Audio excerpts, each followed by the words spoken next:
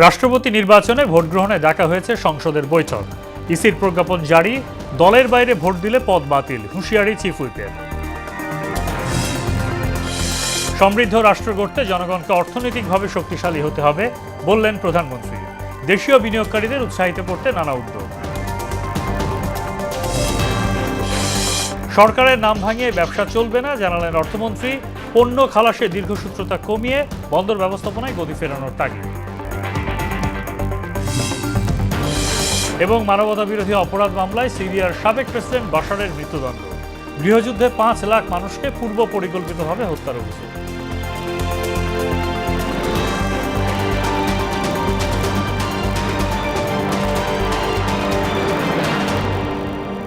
আসসালামু আলাইকুম, স্বাগত মোহনা সংবাদে। এতক্ষণ শুনছিলেন শিরোনাম, পুরো সংবাদের সঙ্গে আছি মোহাম্মদ সাইফুল ইসলাম খান।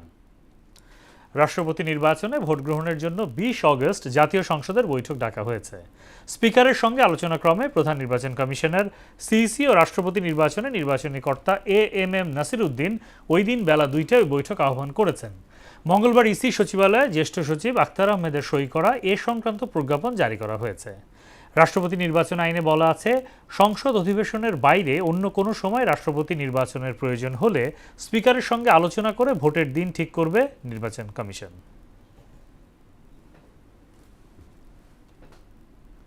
এদিকে আগামী ২০ অগস্ট দুপুর ২টা থেকে বিকাল ৫টা পর্যন্ত রাষ্ট্রপতি নির্বাচনের ভোট গ্রহণ হবে বলে জানিয়েছেন ইসির সিনিয়র সচিব আখতার আহমেদ। মঙ্গলবার দুপুরে এক সংবাদ সম্মেলনে এই কথা জানান তিনি। এদিকে জাতীয় সংসদ ভবনে রাষ্ট্রপতি নির্বাচন নিয়ে এক প্রস্তুতিমূলক সভা শেষে চিফ হুইপ নুরুল ইসলাম বলেন, নির্বাচনে দলের বাইরে কাউকে ভোট দিলে তার সংসদ সদস্যপদ বাতিল হবে। বিস্তারিত এমআর আসাদের রিপোর্টে। দেশের ২৩তম রাষ্ট্রপতি নির্বাচনের চূড়ান্ত আনুষ্ঠানিকতার অংশ হিসেবে জাতীয় সংসদের ভারপ্রাপ্ত স্পিকারের সঙ্গে বৈঠক করেন নির্বাচন কমিশনের সিনিয়র সচিব আখতার আহমেদ। এতে ইসি সচিব ছাড়াও সরকারি ও বিরোধী দলের সংসদীয় প্রতিনিধিরাও অংশ নেন।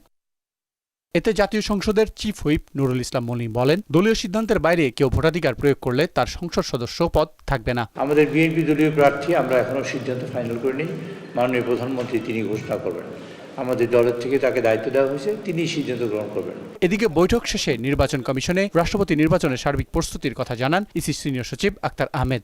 প্রাথমিকভাবে এই ফলাফলটা ওখানে সংসদ আমাদের অধিবেশন নির্বাচন যিনি আহ্বান করবেন নির্বাচনকর্তা যেটা সিইসি স্যার, ওখানে অ্যানাউন্স করে আমরা সচিবালয়ে এসে বাকি গেজেটটা করব। এমআর আসাদ, মোহনা সংবাদ, ঢাকা। প্রধানমন্ত্রী তারেক রহমান বলেছেন, দেশকে অর্থনৈতিক ও সামাজিকভাবে শক্তিশালী অবস্থানে নিয়ে যাওয়াই সরকারের লক্ষ্য। বলেন, জনগণ অর্থনৈতিকভাবে শক্তিশালী হলেই রাষ্ট্র শক্তিশালী হবে। মঙ্গলবার সচিবালয়ে বন্ধ থাকা রাষ্ট্রায়ত্ত ৩টি পাটকল বেসরকারি ২ প্রতিষ্ঠানের কাছে লিজ দেওয়ার চুক্তিসই অনুষ্ঠানে এসব কথা বলেন তিনি। জানান, রাজনৈতিক অধিকারের পাশাপাশি মানুষের অর্থনৈতিক সক্ষমতা নিশ্চিত করা জরুরি। এজন্য দেশীয় উদ্যোক্তাদের বিনিয়োগ ও কর্মসংস্থান সৃষ্টিতে উৎসাহিত করতে সরকার প্রয়োজনীয় সব ধরনের নীতি সহায়তা দেবে। বাংলাদেশে কর্মসংস্থান সৃষ্টির লক্ষ্যে প্রযুক্তি উন্নয়ন কেন্দ্র বা গ্লোবাল সার্ভিস সেন্টার স্থাপনের জন্য আর্থিক প্রযুক্তি প্রতিষ্ঠান ভিসার প্রতি আহ্বান জানিয়েছেন প্রধানমন্ত্রী তারেক রহমান। মঙ্গলবার সকালে সচিবালয়ে ভিসার এশিয়া প্যাসিফিক অঞ্চলের প্রেসিডেন্ট স্টিভেন কার্পিন সৌজন্য সাক্ষাতে এই আহ্বান জানান সরকার প্রধান। এ সময় স্টিভেন কার্পিন বাংলাদেশে বিনিয়োগ ও ব্যবসা সম্প্রসারণে ভিসার আগ্রহের কথা জানান। তিনি বলেন, এই দেশে ডিজিটাল আর্থিক সেবা, প্রযুক্তি উদ্ভাবনের ক্ষেত্রে কাজ করার ব্যাপক সম্ভাবনা রয়েছে। ভারতের প্রধানমন্ত্রী নরেন্দ্র মোদীর সঙ্গে বৈঠক করেছেন ঢাকায় নিযুক্ত দেশটির হাইকমিশনার দীনেশ ত্রিবেদী। বাংলাদেশের প্রধানমন্ত্রী তারেক রহমানের সঙ্গে বৈঠকের পর দিল্লিতে গিয়ে একদিনের মাথায় মঙ্গলবার এই বৈঠক হলো। জানা যায়, ভারত ও বাংলাদেশের বহুমুখী সম্পর্ক আরও শক্তিশালী করার বিষয়ে নরেন্দ্র মোদীর পরামর্শ ও দিক নির্দেশনা চান দীনেশ ত্রিবেদী। দুই দেশের মানুষের স্বার্থকে গুরুত্ব দিয়ে সম্পর্ক আরও এগিয়ে নেওয়ার বিষয়ে আলোচনা হয়। বাংলাদেশের প্রধানমন্ত্রী তারেক রহমানের ভারত সফরের বিষয় নিয়েও ভারতের প্রধানমন্ত্রী নরেন্দ্র মোদীর সঙ্গে আলোচনা করেন ত্রিবেদী। সরকারের নাম ভাঙিয়ে কিংবা ক্ষমতাসীনদের সঙ্গে ঘনিষ্ঠতার পরিচয় দিয়ে কোনো ধরনের পৃষ্ঠপোষকতার ব্যবসা করার সুযোগ দেয়া হবে না বলে জানিয়েছেন অর্থ ও পরিকল্পনা মন্ত্রী আমির খসরু মাহমুদ চৌধুরী। মঙ্গলবার দুপুরে চট্টগ্রাম বন্দর ভবনে এক বৈঠক শেষে সাংবাদিকদের তিনি এসব কথা বলেন। বৈঠকে বন্দর ও কাস্টমসের জটিলতা নিরসন, পণ্য খালাসে দীর্ঘসূত্রতা কমানো, বন্দর ব্যবস্থাপনায় গতি ফেরানো, ব্যবসার খরচ কমানোর বিষয়ে সিদ্ধান্ত হয়। বন্ধ কারখানা চালু ও বিনিয়োগ বাড়াতে সরকার অর্থনীতিকে সহজ করা, ডিরেগুলেশন ও কর কমানো সহ বিভিন্ন পদক্ষেপ নিয়েছে বলেও জানান অর্থমন্ত্রী। যে বিগত দিনে যে সমস্যাগুলো তৈরি হয়েছে, যে বাধাগ্রস্ত করা বিভিন্ন পর্যায়ে ব্যবসায়িক কার্যক্রমকে এবং বিভিন্ন রেগুলেশনের মাধ্যমে বাধাগ্রস্ত করা, এখান থেকে বেরিয়ে আসার জন্য ইতিমধ্যে আমরা ডিরেগুলেশন আমাদের বাজেটে সরকারের পক্ষ থেকে বলা হয়েছে এবং ডিরেগুলেশনকে আরও কার্যকর করার জন্য, এটাকে বাস্তবায়ন করার জন্য অনেকগুলো পদক্ষেপের মধ্যে একটি পদক্ষেপ হচ্ছে আজকের এই সভাটা। পার্বত্য চট্টগ্রামে আদিবাসী ইস্যু নিয়ে সমস্যা ভিনদেশী ষড়যন্ত্র চলছে বলে জানিয়েছেন স্বরাষ্ট্রমন্ত্রী সালাউদ্দিন আহমেদ। মঙ্গলবার বিকেলে রাজধানীর একটি হোটেলে আয়োজিত সেমিনারে তিনি একথা বলেন। জানান, বাংলাদেশে আদিবাসী বা সংখ্যাগুরু নয়, অধিবাসী পরিচয় স্বাবলম্বী হতে হবে। জাতীয় রাষ্ট্রের নাগরিক প্রশ্ন বাংলাদেশি জাতীয়তাবাদের মাধ্যমে শহীদ প্রেসিডেন্ট জিয়াউর রহমান সমাধান করে গেছেন। আমরা সবাই বাংলাদেশের অধিবাসী হব, আদিবাসী কেউ হব না।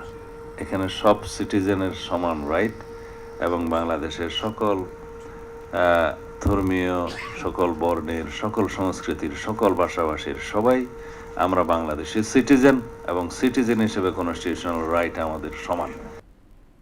ভারতের গোয়েন্দা সংস্থা র প্রধানের ঢাকা সফর নিয়ে জল্পনার কিছু নেই উল্লেখ করেছেন প্রধানমন্ত্রীর তথ্য উপদেষ্টা ডক্টর জাহিদুর রহমান।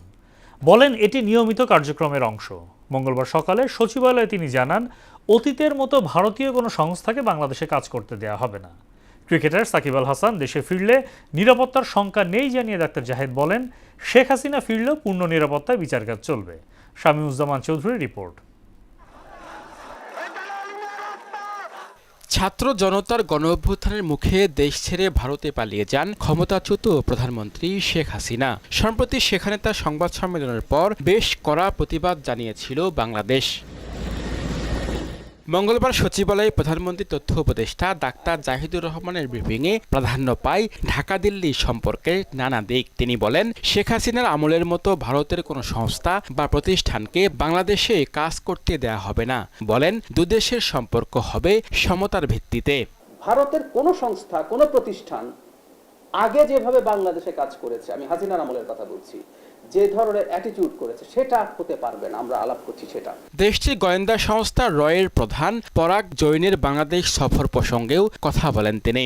রয়ের যিনি এসছেন, প্রধান এসছেন, এটা নিয়ে প্রচুর স্পেকুলেশন দেখছি।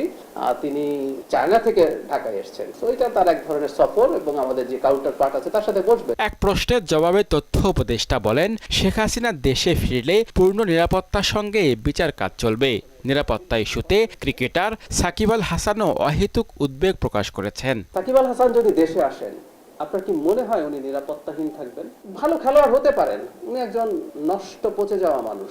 যে মানুষ হাসিনার সাথে অ্যালাইন্ড হয় এবং এখনও অ্যালাইন্ড থাকেন, সেই 5 তারিখে তো তার বক্তব্য এসছে।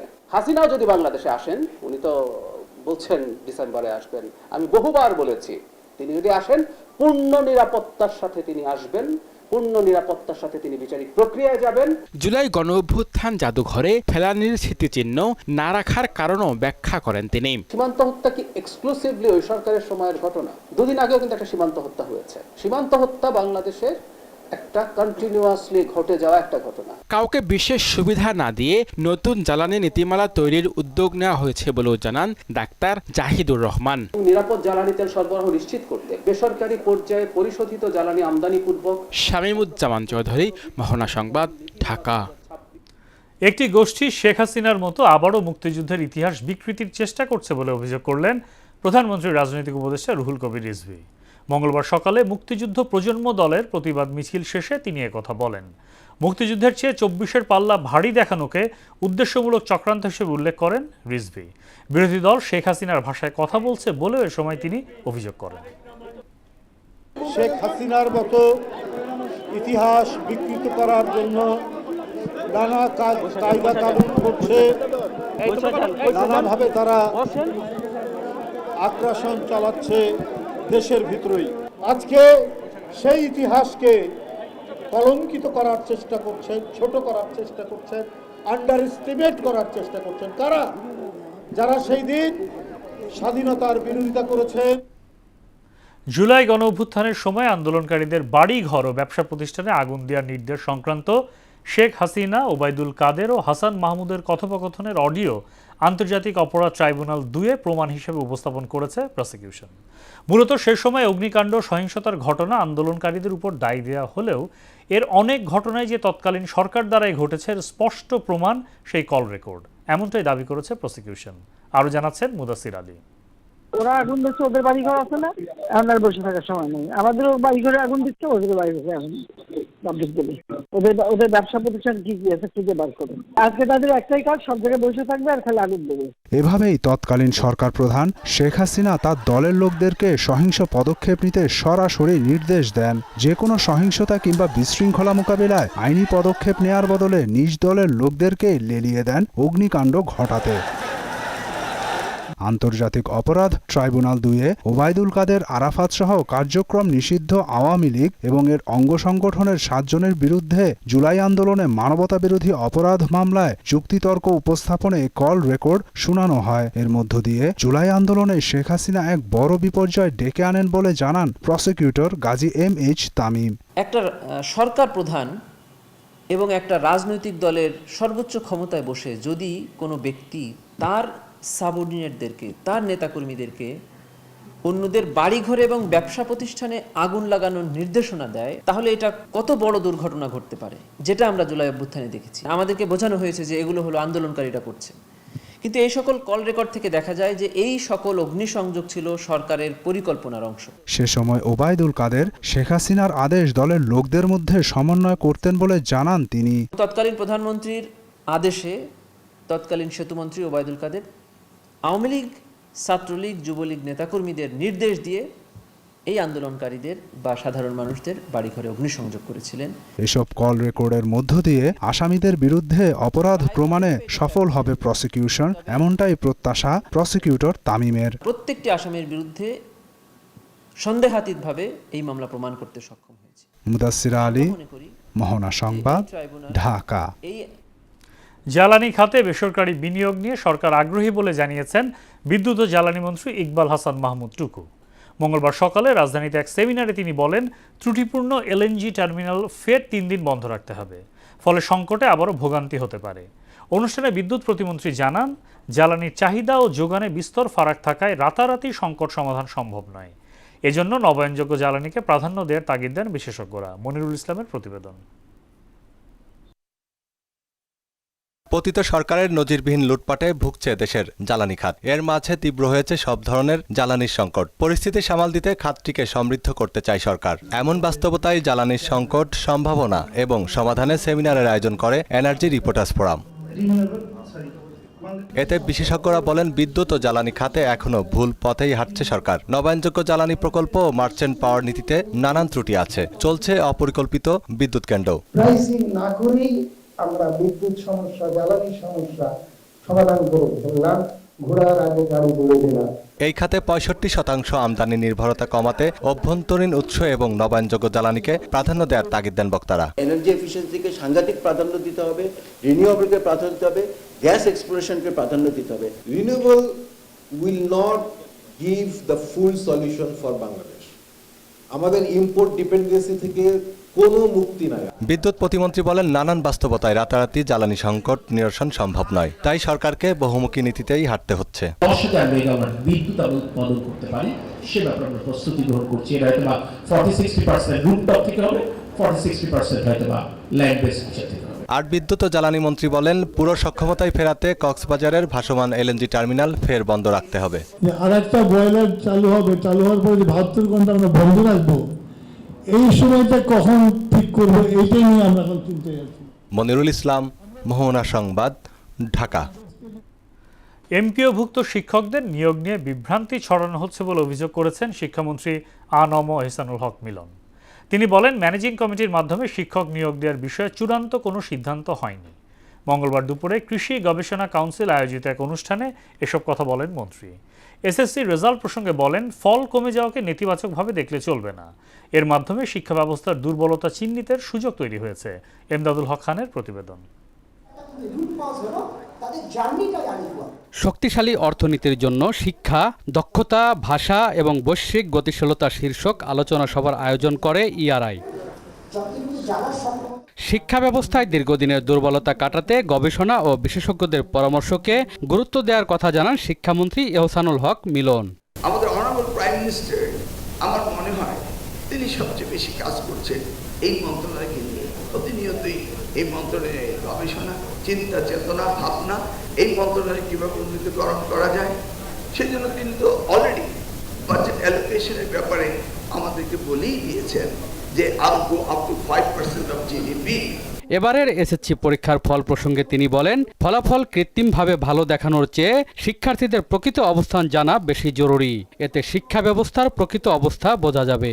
সত্যিকার অর্থে জব করে যদি রেট 70% হয়ে যেত, আমি কি জানতাম? Would I know what was the real data? আমার স্টুডেন্টরা কি করছে? আমাদের তো রিয়েল ডেটা জানতে হবে, তাদের স্ট্যান্ডার্ড জানতে হবে, তাদের কোয়ালিটি জানতে হবে, আমার ডিফেক্ট জানতে হবে, আমি কোন জায়গায় অ্যাড্রেস করবো এটা আমাকে জানতে হবে। শিক্ষক সংকটকে শিক্ষা ব্যবস্থার অন্যতম বড় সমস্যা হিসাবে তুলে ধরেন শিক্ষামন্ত্রী। তার অভিযোগ, এমপিওভুক্ত শিক্ষকদের নিয়োগ প্রক্রিয়া নিয়ে গুপ্ত গোষ্ঠী বিভ্রান্তি ছড়াচ্ছে। পিএসসি মন্ত্রী হওয়ার পরে প্রতিদিন চিঠি দিচ্ছি, প্রতিদিন মিটিং করছি পিএসসি চেয়ারম্যান সাহেবকে বসে যে আমার শিক্ষক চাই, আমার শিক্ষক চাই। এ যাবৎ ওদের 200 শিক্ষকও দিতে পারেনি। একটি মিটিং এর রেজুলেশনের আলোচনার জায়গাটুকু কেটে কোন গুপ্ত এক লোক মন্ত্রণালয় থেকে আলোচনায় যতটুকু হয়েছে অতটুকু কেটে দিয়েছে, কিন্তু তার নিচে যে রয়েছে মাননীয় মন্ত্রী সেটাকে দেখবেন, পরীক্ষা নিরীক্ষা করবেন, তারপরে সেইটার প্রজ্ঞাপন জারি হবে। শক্তিশালী অর্থনীতি গড়তে কারিগরি, ভোকেশনাল ও দক্ষতা ভিত্তিক শিক্ষায় গুরুত্ব দেওয়ার আহ্বান জানান শিক্ষামন্ত্রী। আমাদের সবচেয়ে বেশি গুরুত্ব দিতে হবে technical vocational education and training. Emdadul Haque Khan, মহানা সংবাদ, ঢাকা। এবার আন্তর্জাতিক প্রসঙ্গ। যুদ্ধাপরাধ ও মানবতা বিরোধী অপরাধের অভিযোগে দোষী সাব্যস্ত করে সিরিয়ার সাবেক প্রেসিডেন্ট বাশার আল আসাদকে মৃত্যুদণ্ড দিয়েছে দেশটির একটি আদালত। চলতি বছর সাবেক সরকারি নেতাদের সশরীরে এবং অনুপস্থিতিতে বিচার শুরু করার পর এটিই প্রথম রায়। ঐশী আলমের ডেস্ক রিপোর্ট। সিরিয়ায় 14 বছরের গৃহযুদ্ধে 5 লাখেরও বেশি মানুষ নিহত হওয়ার অভিযোগে মঙ্গলবার রায় দেয় আদালত। এতে সিরিয়ার সাবেক প্রেসিডেন্ট বাশার আসাদকে পূর্ব পরিকল্পিত হত্যা, নির্যাতন, নির্বিচারে আটক এবং মানবতা বিরোধী অপরাধে দোষী সাব্যস্ত করা হয়। তার অনুপস্থিতিতে মৃত্যুদণ্ড দেয় দামেস্কের ফৌজদারি আদালত। আসাদের ভাই মাহের আসাদকে একই মামলায় পূর্ব পরিকল্পিত হত্যা, নির্যাতন ও উস্কানির দায়ে দোষী সাব্যস্ত করে মৃত্যুদণ্ড দেওয়া হয়। 2011 সালের গণঅভ্যুত্থান ও পরবর্তী গৃহযুদ্ধের সূত্রপাতে নিরাপত্তা বাহিনীর দমন অভিযানের নেতৃত্ব দেয় আসাদের চাচাতো ভাই আতিফ নাজিবকে মৃত্যুদণ্ড দিয়েছে সিরিয়ার সরকার। আতিফ নাজিব 15 বছরের কম বয়সী শিশুদের ইচ্ছাকৃতভাবে হত্যা ও নির্যাতনের মতো গুরুতর অপরাধে জড়িত ছিলেন বলেও উল্লেখ করা হয়। 2024 সালের ডিসেম্বরে বিদ্রোহী বাহিনী দামেস্কের দিকে এগিয়ে গেলে পরিবার সহ সিরিয়া ছেড়ে মস্কো চলে যান আসাদ। এরপর দেশটির অন্তর্বর্তী সরকার সাবেক সরকারের কর্মকর্তাদের বিরুদ্ধে মামলা ও বিচার কার্যক্রম শুরু করে। সিরিয়ার অন্তর্বর্তীকালীন কর্তৃপক্ষ সাবেক সরকারি নেতাদের সশরীরে এবং অনুপস্থিতিতে বিচার শুরু করার পর এটি তাদের জারি করা প্রথম সিদ্ধান্ত। 2011 সালে আরব বসন্তের সময় দেশ জুড়ে স্বৈরাচারী শাসনের বিরুদ্ধে বিদ্রোহ শুরু হয়। ঐশী আলম, মোহনা সংবাদ। শুধু দেশে না, বিদেশে ভ্রমণ ক্ষেত্রেও বিমান বাংলাদেশ এয়ারলাইন্সে জুলাই যোদ্ধারা 50% পর্যন্ত ছাড় পেতেই পারেন বলে জানিয়েছে বিমান পরিবহন ও পর্যটন মন্ত্রী আফরোজা খানম। মঙ্গলবার রাজধানীর পর্যটন কর্পোরেশনের সম্মেলন কক্ষে জুলাই গণঅভ্যুত্থান দিবস উপলক্ষে জুলাই শহীদ পরিবার ও জুলাই যোদ্ধাদের সম্মাননা প্রদান অনুষ্ঠানে তিনি এসব কথা বলেন।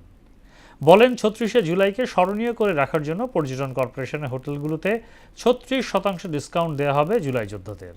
তাদের কর্মসংস্থানের সুব্যবস্থা করা হবে বলেও জানান মন্ত্রী। যে আপনারা সেই সার্কুলার অনুযায়ী সবাই অ্যাপ্লাই করেন, আমরা আপনাদের চাকরির ব্যবস্থা করে, কর্মসংস্থানের ব্যবস্থা করে দিব। আমরা জুলাই যোদ্ধাদের জন্য প্লেন ভাড়াটাও কিন্তু কমিয়ে দিতে পারি, 50%-এর মধ্যে নিয়ে আসতে পারি জুলাই যোদ্ধাদের জন্য।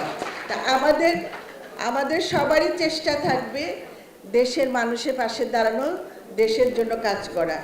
খেলার খবর, ক্রিকেট। ইনজুরি কাটিয়ে প্রায় 1 মাস পর দলে ফিরছেন জাতীয় দলের বাঁহাতি পেসার শরীফুল ইসলাম। গেল জিম্বাবুয়ে সফরে বাঁ পায়ের হ্যামস্ট্রিং চোটের কারণে তিনি মাঠের বাইরে ছিলেন। সফলভাবে ফিটনেস পরীক্ষা সম্পন্ন করার পর বিসিবির মেডিকেল দল তাকে অস্ট্রেলিয়া সফরের জন্য সবুজ সংকেত দিয়েছে। সবকিছু ঠিক থাকলে অস্ট্রেলিয়ার বিপক্ষে দ্বিতীয় টেস্টে অংশ নিতে দ্রুতই তিনি বিমান ধরবেন। শরীফুলের ফেরা দ্বিতীয় টেস্টের আগে বাংলাদেশের পেস বোলিং আক্রমণকে আরও শক্তিশালী করবে। শেষ করব মোহনা সংবাদ, যাবার আগে শিরোনামগুলো আরও একবার।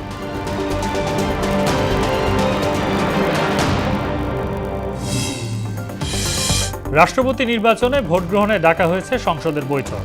ইসির প্রজ্ঞাপন জারি, দলের বাইরে ভোট দিলে পদ বাতিল, হুঁশিয়ারি চিফ হুইপের। সমৃদ্ধ রাষ্ট্র গড়তে জনগণকে অর্থনৈতিকভাবে শক্তিশালী হতে হবে বললেন প্রধানমন্ত্রী। দেশীয় বিনিয়োগকারীদের উৎসাহিত করতে নানা উদ্যোগ। সরকারের নাম ভাঙিয়ে ব্যবসা চলবে না জানালেন অর্থমন্ত্রী। পণ্য খালাসে দীর্ঘসূত্রতা কমিয়ে বন্দর ব্যবস্থাপনায় গতি ফেরানোর তাগিদ। এবং মানবতা বিরোধী অপরাধ মামলায় সিরিয়ার সাবেক প্রেসিডেন্ট বাশারের মৃত্যুদণ্ড। গৃহযুদ্ধে 5 লাখ মানুষকে পূর্ব পরিকল্পিতভাবে হত্যার অভিযোগ। এই ছিল মোহনা সংবাদে। মোহনার সবশেষ খবর জানতে ভিজিট করুন www.mohana.tv। সংবাদ দেখতে পারেন ফেসবুক, ইউটিউবেও। এতক্ষণ সঙ্গে থাকার জন্য ধন্যবাদ।